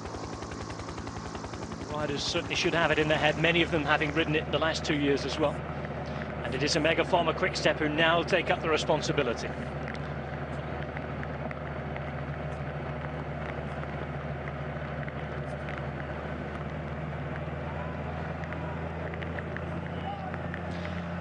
So Magnus, 28.4 kilometres to go. You're the road captain of a Mega Pharma Quick-Step. You have Mark Cavendish to protect. How do you go about fending off all the attacks and keeping control here? Well, keeping control it's a question of, you know, put 2 guys up on the front and keep the pace going, and you know, give the leader's jersey the respect that it deserves to keep your team on the front. But it's also, you need to find a couple of teams that are keen and happy to help you out. So I would go directly to Lotto Belisol and speak with them, because Andre Greipel, he knows he can beat Mark Cavendish. He's one of the few guys who'll probably be happy to put a couple of guys on the front to ride. But I would also certainly go to Garmin Sharp, mainly because they are quite happy to ride on the front, and they still believe in Tyler Farrar, that he can mix it up in the top there. So those are the teams that I would speak to and make sure that we got to, you know, get some help. So if you can get 6 guys, maybe 7 on the front, you know, you should be able to keep the pace high enough for coming into the final sort of 5 or 6 kilometers. And then it's a question of making sure that you can get your team lined out, making sure that they are all you know, in one position and waiting for the right opportunity and right moment to really open up your lead out. Sandy Cassard of Française des Jeux, veteran rider. He's been around. He's one of those riders who went from young and promising to veteran in overnight. It's the image that everybody has of him in the mind, I guess. Just seems to have been around a long time, not doing a great deal. But yeah, he did promise a great deal when he first burst on the scene. Yeah, I mean, the first couple of Tour de France's that he rode, you know, he was very good, and you know, up there battling for the young riders jersey and so on, and you know, he was the next great white hope of French cycling for 7-8 years, I think. And then all of a sudden, overnight, he went from being the young and promising rider to the veteran, you know, and the experienced guy in the team. And there are now obviously younger guys coming through that are very promising. And I think French cycling is looking quite strong, actually, compared to what it has done. What should we call, over the last year or so? They have started to show some promise, which I haven't done before. Certainly have. Just look at that image. Look at Paolini. I know he will not be enjoying that too much. Although he's a man who's very good in the classics. Omloop, 2 weeks ago. Yeah, he still doesn't like the weather when it's like that. Well, it was a very cold day over in Kent and that East Flandrian area. But there was no rain. Yeah. Kept it away from him. He was nice and wrapped up, and I'd say he was keeping warm with his ride as well. It was a tremendous ride alongside. Yeah. But there's one thing riding when it's cold and dry, because you can actually dress yourself for it. When it's wet like this, it's a question of almost wearing as little as possible, but still trying to maintain warm in one way or another. But this is a little worrying. I mean, swimming down the final straight at the minute. I mean, the pulls that the car was bringing up then, it's certainly getting heavier, and there's a little more standing water on the road. Yeah. Interesting to see the rider come through the finish line now. Kilometre to go. There you go. And as they come up the hill to that final slight downhole approach to the finish line. Uphill and upstreams, eh? Well, look at that. Yeah. Huge puddles there being brought up by the motorbikes. It's just that little bit of a dip where the bridge over what looks to be a stream. And when they come through at sprint pace, there'll be a few worried looks, I think, on spectators' faces. Look at that. Yeah, definitely. When the conditions are like this, it's a question of actually who can see the best. You know, what you can see and what you got in front of you. So if you have a team which is strong and happy to take it on, you can actually take on the lead out from a little bit further out, because the splash that you create and the spray that you create puts the riders behind you off a little bit. And with that, here we go. I think there's 1 second on the. All of them to be taken here. Of course, the breakaway mopped up. Mark Cavendish, second or third then. Just sitting up a little, looking around, seeing who was around and with him, I think. Yeah, I think we'll see the confirmation of that one in a second here now. But obviously not wanting to put too much of an effort in there. 24 kilometers to go. You want to save your legs, and especially when it gets cold and wet like this, your legs tends to seize up a little bit, and it's difficult to sort of, if you put a big effort in, it takes longer for them to supple back up again and start moving the way that you want them to. So you want to be careful with your efforts at this point in the race. Not quite the last lap yet then. 2 laps of this 12.4 kilometre circuit to go. It was a Cannondale rider who did take the points there. Not quite sure whether that was Sagan or Moser or just one of the domestiques. Okay, we'll get confirmation graphically as soon as we can of that for you. But Cavendish seemed fairly happy, just a little look round. And here we go, it was Maciej Bodnar, in fact, the Polish rider. Cavendish second, and his teammate Kwiatowski in third place. Kwiatowski, remember, wearing the white young leader's jersey. Yeah. So with all this rain coming down, does that change your idea of who's going to win today? Or are we going for the same man? No, I'm still putting my money on Cavendish today. It's difficult to see past him really, with the team that he has, the experience that's in that team as well. You know, I think it'd be foolish to bet against anyone else. I think he looks fairly in control. He looked fairly happy then. Yeah. Unless something disastrous happens for him here, or he suddenly runs out of gas. I'm sure they've looked after him. They've made sure he's been eaten properly. He's of course, more than experienced at this sort of thing by now. Yeah, of course, when it's wet and cold like this, your body tends to burn more fuel to sort of keep yourself warm, and also you know, doing the exercise that you are doing. So remembering to feed yourself when it is cold and wet is difficult. Not only to sort of eat more than you usually do, but also because you got your raincoat on, you've got big gloves on, you've got, you know, all sorts of equipment, and actually getting to the food becomes a problem. So you know, most of the time when the weather is bad, you end up eating less when you should eat more. Well, Mark Cavendish was pretty easy to spot in there in that blue leader's jersey. He's got a white raincoat on the top at the moment, just so you can see through it and see the jersey.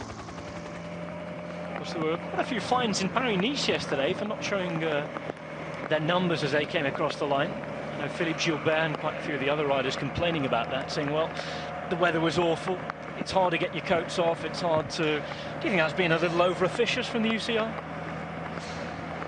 Yeah, I don't know whether... You know, all these rules that sort of come and go, it's... you just got to live with it the way it is, you know, that's just bike racing. Well, bike race out here at the moment, preparing the finale. Tyler Farrar getting some instructions. Laid to him by Sebastian Rosler. Yeah, that's Charlie Wigelius, the old professional rider there. He's in the car of Garmin Sharp. Now Giro winning Director Sportif last year. And what was his Grand Tour debut as a Director Sportif, was that? It was. Not a bad effort. I did all right. Fresh out the saddle. And a pink jersey. Here we go, straight across that roundabout again. I'm sure that was Peter Sagan. A couple of Cannondale riders going across there. Yeah. He'll never balk at a wheelie or two. But as you say, it's quite a complicated approach to that one. See, certainly the easiest way through. 21.5 kilometres. And again, just waiting now. The calm before the storm, really. Although we've had the real storm pouring down. Fran Ventoso up near the front.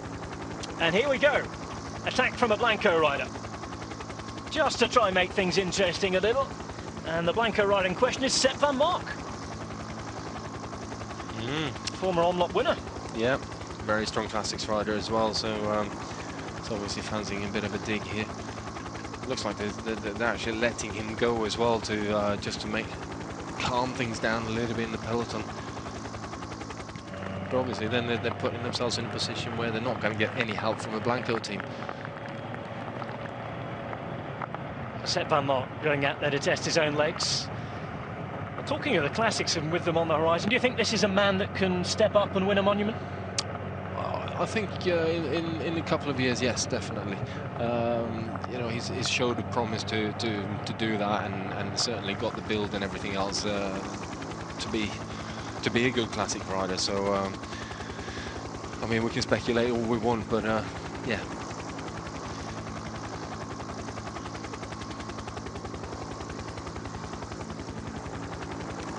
We were mentioning about the rider numbers a moment ago, and one fan, Dim Spacers, wrote in and said that he feels that the rule regarding the numbers should be enforced, because of course it's a headache for fans and people watching on television with the black jackets to see who's who. It certainly makes our job harder.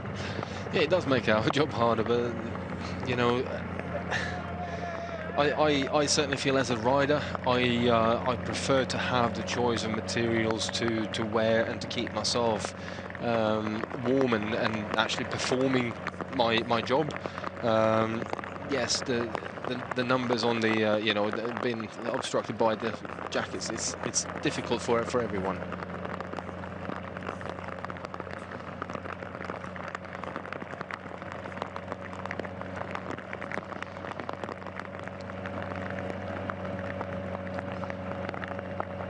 Well, I think if we're talking about the numbers and that, you know, why not have a number for each rider for the duration of the season, and you can print that onto every single garment, and sort of a squad number, if you will. Squad number, yeah. So you know, Canada would have from 1 to 30 because of you know, they finished first in the world ranking the year before, and with that they you know, you got 1 to 30, and each rider then carries that. You know, that number on their clothing for the duration of the season. Makes life very easy for everyone. So it gets printed on your rain jackets and just about everything you own. Everything you own, basically. Arm warmers, leg warmers. You know, it's easy to keep apart them from all your teammates. I think that would make life very easy for us. Well, let us know what you think. Write in again. Let us know if you think that's a solution that would be to your taste at home watching on television. This breaker at the minute certainly not to Sepp van Mark's taste. Radioing in again, and he's going to get rid of his jacket now. It's serious business. Yeah, I think you know, if you're racing, and if you're in a position now where you want to try and win this stage, then it's time to get rid of any kind of extra clothing that you're carrying. It doesn't matter. Yes, it is cold, it is wet, but if you're racing, you're racing. Get rid of your raincoat. Make sure that you're there, shorts and maybe arm warmers at worst. But it's time to race. That's why one of the things that I don't like about, you know, sometimes seeing the guys in the breakaway, they're sitting there with big raincoats on them. You know, you're pushing so much more wind by having that big raincoat behind you. If you're out there, you should be working hard enough anyway to keep warm. So just make sure that you take your yeah, you got the right kind of clothing for what you're doing. And Sepp van Mark has just done that now. 6 victories as a pro, as you can see. Sepp van Mark with that big Omloop win last year. He was still in Garmin colours, by the way, then. Blanco, a new team for him, and he's been saying that he's gone to a Flemish-speaking team, but a Dutch Flemish-speaking team, and it's meant that he's had to put up with a bit of abuse for his Belgian Flandrian accent. He said he's finally getting to grips with the Dutch dialect. But whatever's been said, it's been understood here. He's certainly lighting up the race, keeping it interesting, and perhaps aiding the chasing peloton by providing a bit of calm as well. A lot of big sprint teams trying to get organised as we get into the important part of this race. Lotto Belisol, one of those. There's Olivier Kaysen, who, if you haven't been watching throughout the stage today, did hit the deck. He's the only man who has fallen to the ground yesterday. But it's his team who are looking to put Andre Greipel in up against Mark Cavendish. Yeah, I think Sepp van Mark here is looking for a little bit of help. He was probably hoping that someone was going to come with him, but you know, 17.4 kilometers to go, 0.3 kilometers to go, and he's there on his own with maybe a 3-4 second gap. You know, he's spending energy which is not really worth spending at this point. 3-4 guys, yes, definitely, but with that he sits up. So around halfway through on this final lap. Last passage with 12.4 kilometers to go through the finish line. Sepp van Mark's little adventure is come to an end. Frances Desjurge is suspected involved at the front as well. Remember, they do have Arnaud Dumas to work for. One of the many, many fast men who are here. And let's not forget about those GC contenders who want to stay out of trouble today in this weather and with all the crazy chaos that's going to go on at the front. Lots of little subplots as we get towards the end. First sign of those yellow and black NT and Quebec jerseys. Gerhard Siolek has had a good start of the season. With the sprinting quality here, do you think it's perhaps a little too much of an ass for him to win this stage? No, I think he's capable of sprinting with the best guys. You know, he certainly used to be.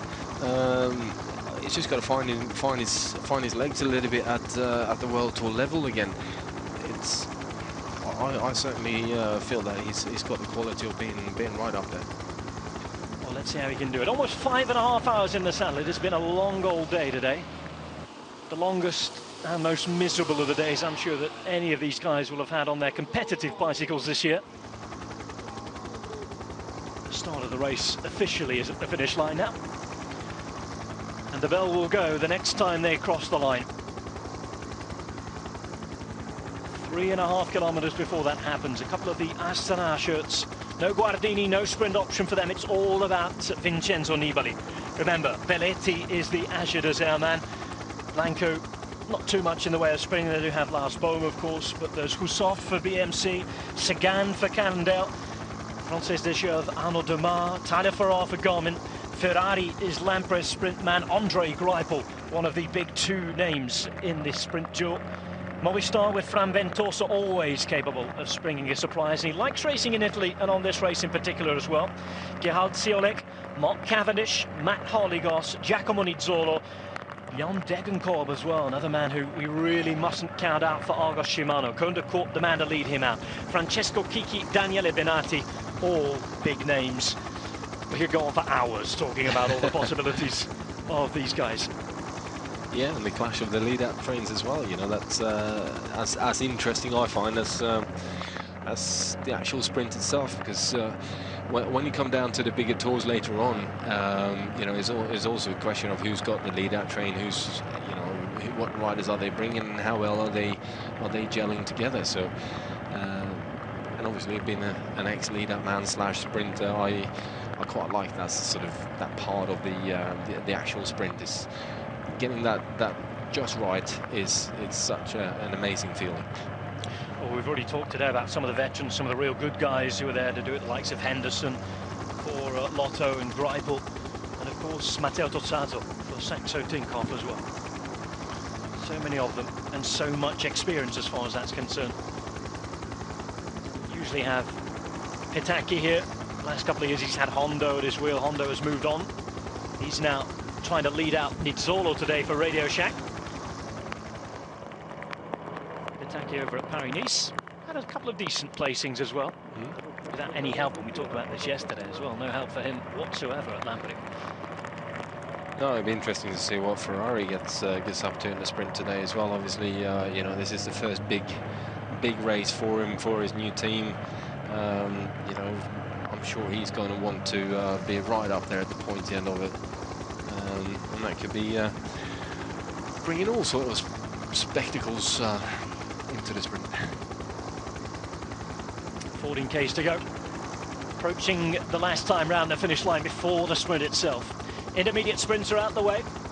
Mark Cavendish has picked up a couple of bonus seconds. In fact, he's picked up 3 altogether. Third position on the first of the intermediate sprint, second on the second of those. Good work so far by a Mega Farmer Quick-Step even.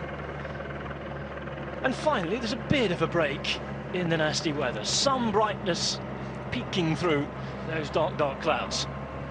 Yeah, I would say that most of the guys are quite happy to see that it stopped raining as hard as it has been, because of, you know, obviously the visibility of the road and the wheels in front of you. It just becomes that little bit more sketchy. But it's going to be a faster than normal finish. It will be quite a quick finish, that's for sure. The bell about to be rung. 1 kilometre to go as the riders now head under the Flamme Rouge. So it's the last look they're going to get before the big final sprint here. Any mental notes that you need to take, start taking them now. They've had enough looks of it as it is anyway. And any plans that need to be formulated, they need to be communicated to the lead-out trains very, very quickly. Frances Deschamps there, Saxo Banker there, all nicely in formation. And the Lotto Belli's whole team as well. Another of those teams in black rain jackets on the left-hand side of our picture. Andre Greipel is their aim for today, remember. Mark Cavendish in the blue leader's jersey as opposed to his normal Mega Farmer Quick-Step multicoloured effort. And once more, just as Gerhard Ciolek has a possibility, his African team on their World Tour debut, looking to put him into a good position. We just saw Fran Ventosa taking off his rain jacket as well. Spanish champions top now visible. There goes the bell. Just over 12 kilometres to go until we see who will win stage 2 of the Tirreno 2013.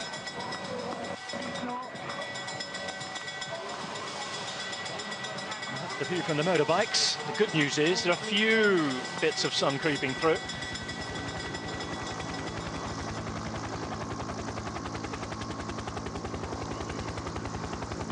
.12 to go. All set up for a sprint finish on stage 2 of Tirreno Adriatico 2013. The race of the two seas.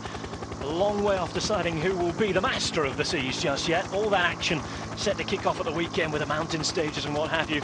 It's all about the sprinters today. It's all about Mark Cavendish versus Andre Greipel, chapter 1 of what we hope will be many this season. You're going with Mark? I'm definitely going with Mark today. I think looking at the way his form has been this year, you know, I find it difficult to see anyone beating him, well, apart from maybe Greipel.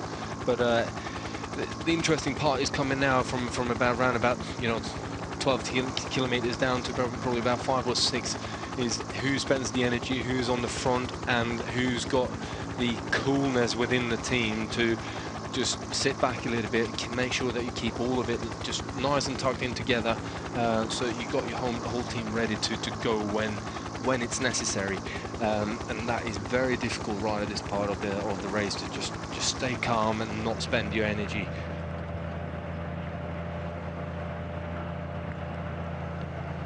.9 to go. Alberto Contador not far from the front there. We mentioned the sprint teams and we're going to be talking about them, but GC men are prevalent here, plenty of them. We mentioned the field yesterday. It is star-studded, and they all want to be in contention when it comes to the stages that they could affect the race on. Out of trouble today, stay safe, don't lose time, and most importantly, stay on your bike. Yeah, I think that's that's pretty much it, really. Français this year have Arnaud Dumas. Last year won the Salmon Grand Prix, unable to defend his title well this year.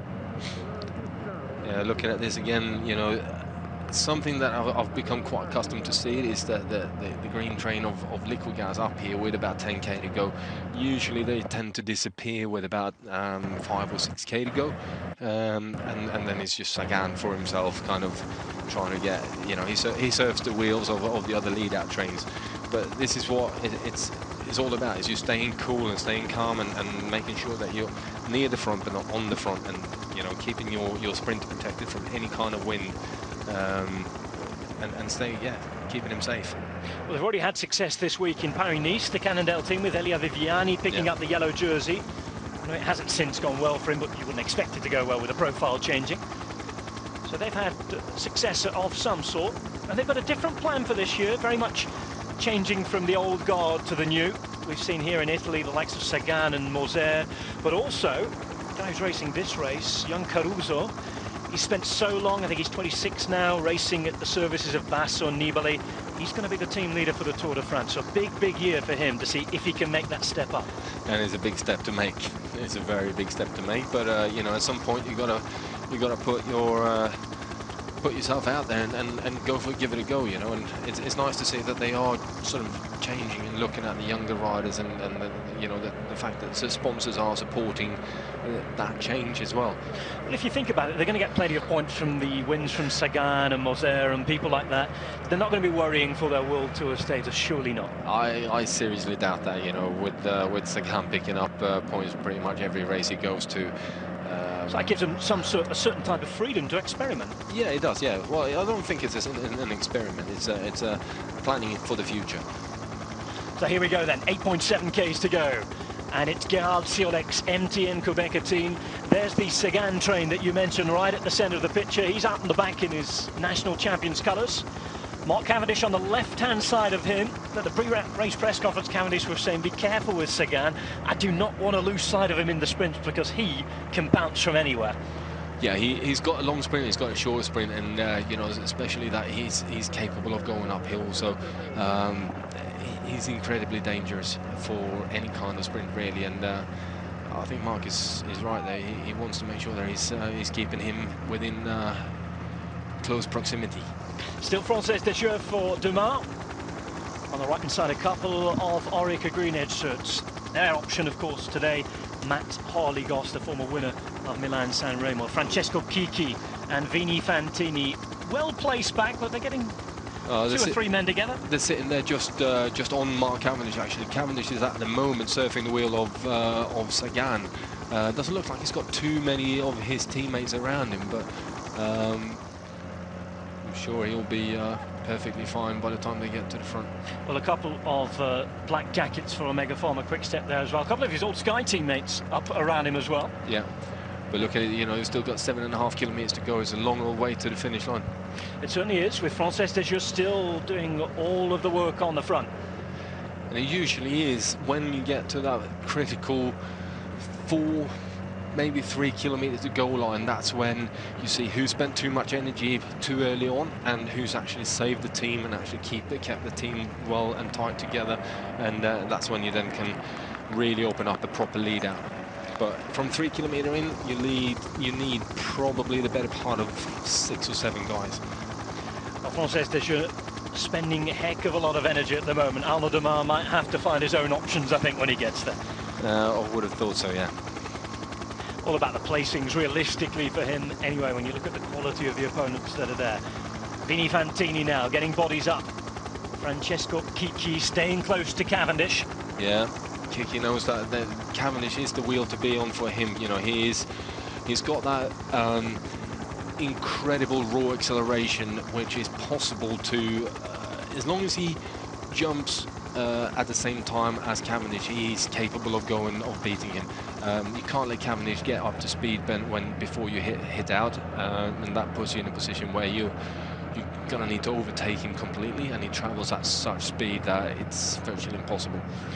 Now, not too much of a sign of Mr. Cavendish's best friend Roberto Ferrari just yet. Couple of Lambra shirts in there. That's probably him on the right-hand side. Yeah, not too far from Kiki's wheel, or Sagan's in fact either.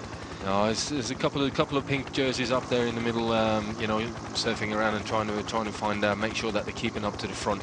Obviously, quite a difficult corner here. The man I'm trying to look out for here is Tyler Farrar. No sign of him whatsoever at the moment. No, certainly not. Although he would probably be in a black jacket, which pretty much 90% of the rest of the field is in. Well, Omega Pharma Quick-Step and Lotto Belisol, the 2 big main sprint trains we expect to take over a lot of the work here, are both in black jackets. Well, we can just about see there on the right-hand side, you've got Tony Martin, just got rid of his jacket, you've got Gert Stegmans and then Mark Cavendish. So this is a good line-out for them now. 5.6 kilometers to go. MTN Quebec on the front, and I think at the moment Quick-Step are just playing it safe. Look, tucking in there, trying to just keep out of the wind a little bit, but still near the front. MTN Quebec, of course, with their man Gerhard Siolek. They have a team that includes Ignatius Konovalovas, who can really put the hammer down here towards the end. Cannondale. This is the problem now for Omega Pharma Quick-Step. When you get a team coming from the other side and you get squashed in the middle, keeping your team together, not panicking and starting to spread out and trying to move out through gaps, and just actually stay in there, because at some point sooner or later it will open up and then you're still there.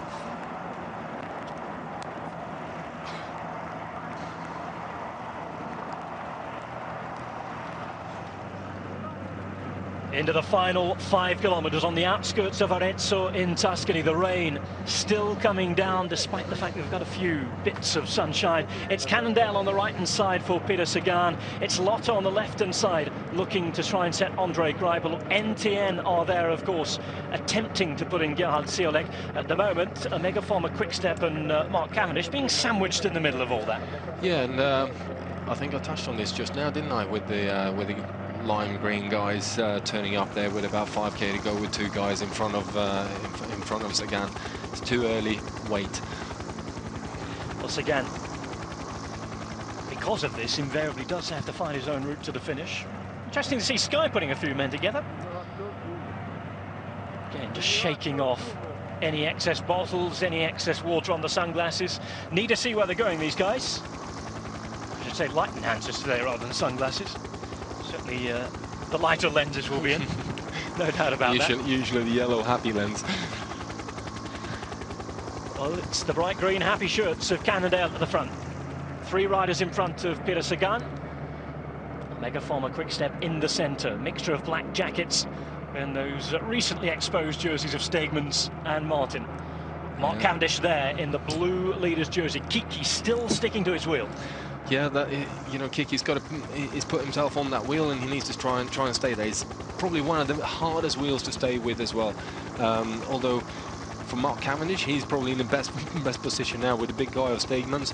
Wherever he goes, he's got that kind of sphere around him that, you know, no one really enters that bubble, which makes life so much easier for Cavendish to travel through the peloton through any little gap. Look at the right-hand side of your pictures. You've got the Orica Green Edge squad just behind Sky there.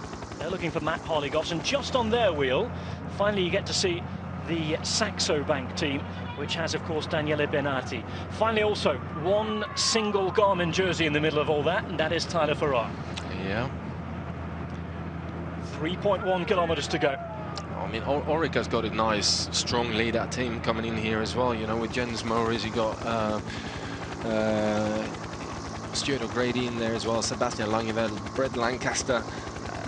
There's some serious firepower in that team, and they have been keeping themselves very, very well drilled and keeping calm coming into the sprint. So it'll be interesting to see whether they can actually challenge for the lead out for Quick-Step and Lotto Belisol.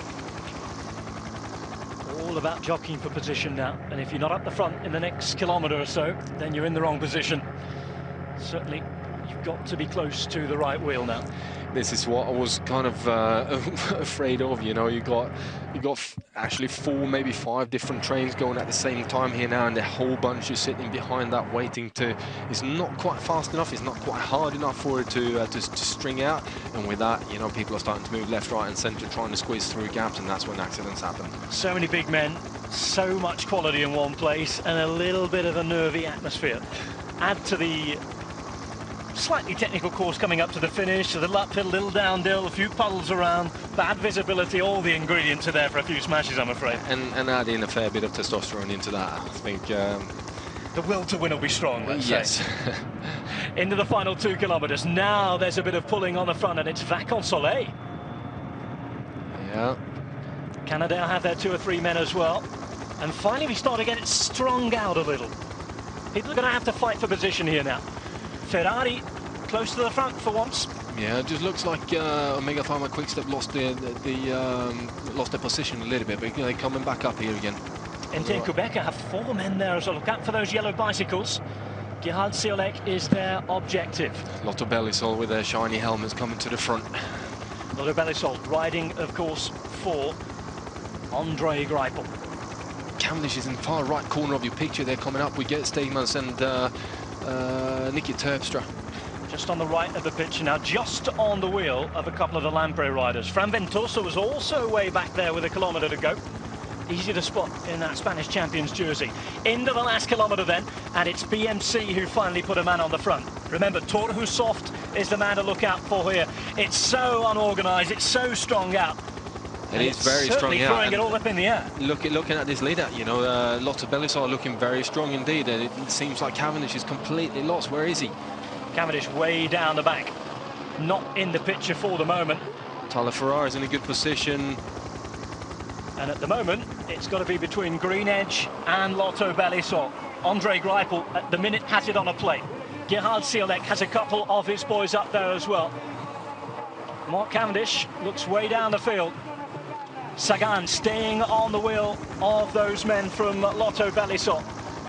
Sagan looks like he's going to try and wind it up here, and it is Sagan who's winding it up. At the moment, though, in the centre, it is Ferrari. Siolek's coming up on the outside, and it could well be Orica Green Edge and Matt Harley-Goss to take the win. Surprise in the last kilometre, but it certainly made it interesting. A complete lack of organisation, and Omega Pharma Quick-Step with a huge error with about 1.5 kilometres to go. All congratulations, though, go to Matt Harley-Goss. Well, certainly, you know, Orica Green Edge, they kept him up there. But it just looked like when Lotto Belisol hit the front, they hit it so hard that it just blew the whole peloton out to bits and pieces, and maybe even put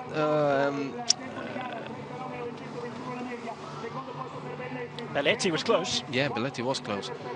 Ferrari up there as well, Siolek, as we mentioned. Yeah. But where was Greipel in here? Well, he was in the mix of it, but I think he got put into trouble there when Lotte Bellassor hit the front. You know, it was a little bit of a drag up, and maybe they just put him into the herd box. Well, it is Matt Harley-Goss, and it's a sprint that has really taken us all by complete surprise here in the commentary box. Yeah, certainly not the result we were expecting, was it? You know, with Omega Pharma Quick-Step and Mark Cavendish losing position completely, it changed the outcome, didn't it? Shows us that it is such an interesting pursuit. There is, of course, Cavendish arriving. His former teammate Goss is the winner. But if you didn't think it was going to be Cavendish, surely it had to be Greipel. That was the thing here today. I think Cavendish was actually up there somewhere in the mix, maybe top 5. I'm fairly certain he was. Cavendish 5th, there you go. Hidden just behind Roberto Ferrari. Gerhard Ciolek in 3rd, Balletti, as we called it, in 2nd. Matt Harley-Goss the winner, and look at Andre Greipel, way down in 7th there. Arnaud Dumas with a decent result. Sagan, who started the sprint as the first man there, not perhaps waiting to surprise, didn't have the pace, he ended up in 9th. Asher Dessert, the only team with 2 riders up there in the top alongside Sparagli of MTN Quebec with Gerhard Ciolek. A very, very interesting stage 2 on Tirreno. Certainly not ending in the way we expected it to do. Congratulations for Goss, who returns to beat the big boys for the first time in a while. Good to see. Yeah, very good to see that he's back into his usual form. And let's watch the sprint here again. You know, Peter Sagan is having a go here. He's coming up on your right-hand side of your picture. Steps out into the wind, but you can see he's certainly struggling with a little bit to get on top of the gear. Matt Harley-Goss goes in the middle, and there comes Cavendish. Cavendish was on his way, but got actually closed up by Ciolek. Did come from nowhere, did Mark Cavendish there. By the time we called it and we saw it in the first shot, we said he was way behind. He was. You could look at the left-hand side of the picture. He's sneaking down, and as you rightly say, Ciolek's just in his way. Yeah, it just closed him up against the fence a little bit, and if he could have come through there, he probably would have been able to keep that speed going, and he would have been fast enough, maybe not to win it, but certainly be up there in 2nd, 3rd place. And pandemonium, I think, at the end there. It's what sprinting is all about. That's why I love these kind of stages. We certainly do love them. And there's another one tomorrow, remember, on Tirreno, Adriatico and Eurosport. The winner today, though, on stage 2 comes from Australia, Orica Green Edge and Matt Harley-Goss.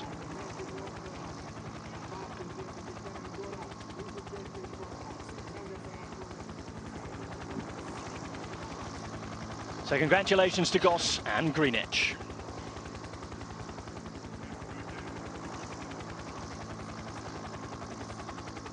So the view over Indicatore, a small village just outside Arezzo that has again seen a fast sprint finish, and this time a rather unpredictable one. A couple of years ago, it was Husov leading out Farrar. Last year, Cavendish rather predictably taking the win. This year, he was close, but because of a mistake in positioning, didn't start the sprint neither where nor when he wanted to do. Greipel also will be disappointed with his results, certainly 7th, not what he was looking for. However, this is how it stands in the overall. Cavendish getting into 5th place, and with those bonus seconds he picked up, making sure that he's 2 seconds ahead of his teammate. It is all top 5 still taken up by Omega Pharma Quick-Step. So he'll stay in blue. Bit of a consolation for not taking the win. But now at least he won't have to go into Milan-San Remo with all of that 100 pressure, as we mentioned before. We're off for a quick break. We'll be back with the presentations in just a minute after stage 2 here on the Tirreno.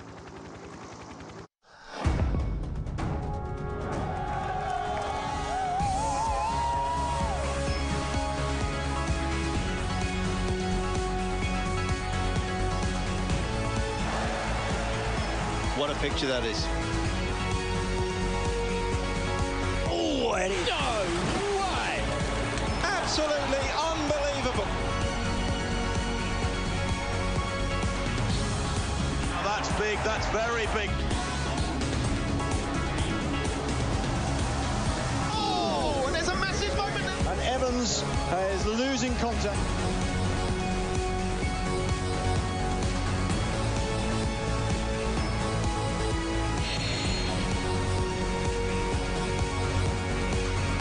emotions are high. An explosion of emotion.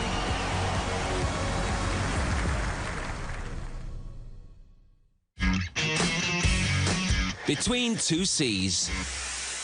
Departure time for the annual Trans-Italian Express. Pedal power provides the steam as the peloton rolls over the hills in 7 stages. From San Vincenzo to San Benedetto del Tronto, where another Vincenzo, Signore Nibali, will aim to double his collection of blue jerseys. Tirreno Adriatico tomorrow, live on Eurosport 2.